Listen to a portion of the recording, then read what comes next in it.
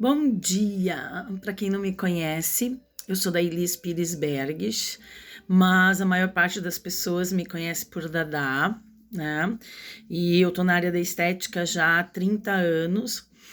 E tem algumas histórias, ou por que eu tô na área da estética, que talvez a grande maioria das pessoas não conheça e só quem tá muito perto de mim para saber, né?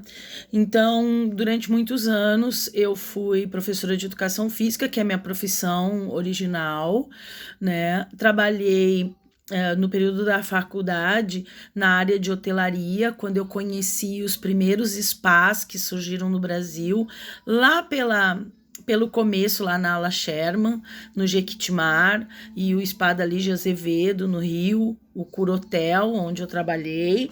E aí, ali eu comecei a ter os meus primeiros contatos com a estética.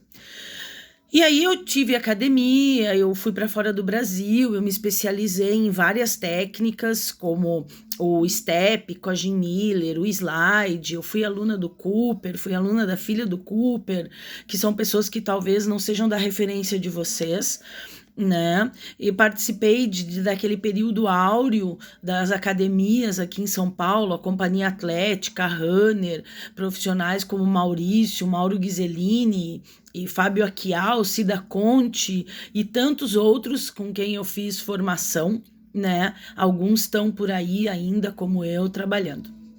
E aí eu dava aula diariamente, eu dava 4 aulas por dia, né? Eu me mudei para Curitiba, trabalhei numa grande academia de Curitiba, onde eu tinha 4 turmas. Essas turmas eram de 35 alunos lotadas, eu tinha lista de espera para os alunos serem meus alunos, então todo mês eles vinham na academia para saber se alguém tinha desistido. Um deles, inclusive, foi meu primeiro marido, foi assim que eu o conheci.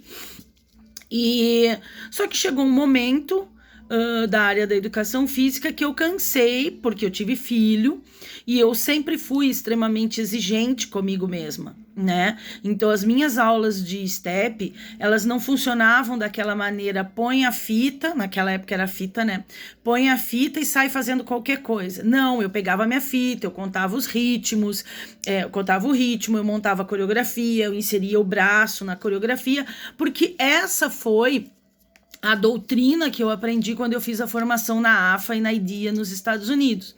A gente tinha que ter o movimento mais natural possível de fluência, de passagem de um movimento para outro, para que ficasse fácil para as pessoas aprenderem. Porque lá, numa mesma aula, nós temos pessoas mais velhas, pessoas obesas, pessoas com dificuldade de coordenação motora, e todos têm que fazer a mesma aula, né? O que vai mudar é o nível de dificuldade que eu vou inserir ou agregar nessa aula. Bom, como eu tive o meu primeiro filho, eu não conseguia fazer esse estudo, eu não conseguia fazer essa preparação.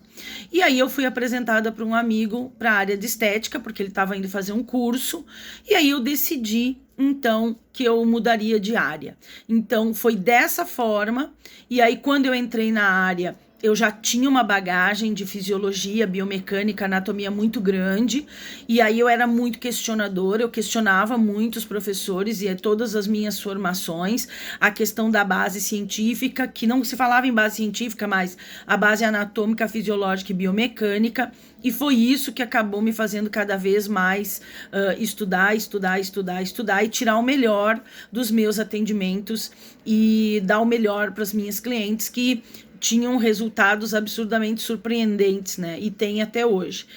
E aí disso, eu vendo que as pessoas tinham mais dificuldade, eu já tinha uma história de docência, porque eu fiz magistério, eu já dava aula desde de menina, porque eu dava treino para as equipes menores que eu treinava de ginástica olímpica. Aos 15 anos, um pouquinho antes dos 16, eu era treinadora de uma equipe de saltos ornamentais, então a docência é uma coisa que já estava na minha veia.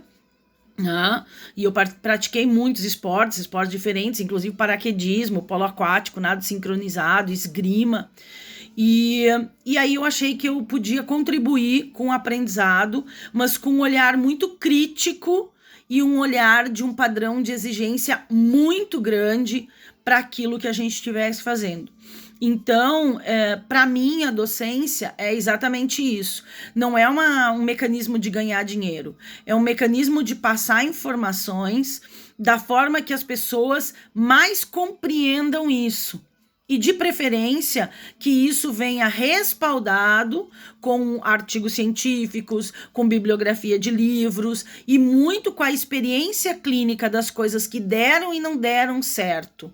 Porque só falar das coisas que deram certo, todo mundo fala. E a gente tem muitas coisas que não dão certo, que dão errado. E aí, como que a gente vai resolver esses problemas que dão errado?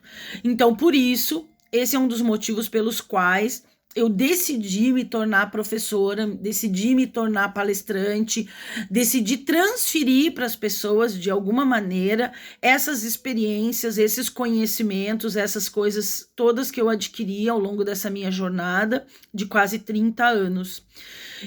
Mas sempre buscando, primeiro, eu me formar, eu conhecer, eu ter a base mais sólida para depois eu poder então passar para os outros. Então essa é a minha visão, essa é a minha postura e só aí já tem um monte de coisa que muita gente não sabe, né? E aí a minha busca por conhecimento, por formação, por informação, por aumentar a minha capacidade na minha trajetória, ela é sempre infinita. Então, fica aí um pouquinho da minha história para vocês.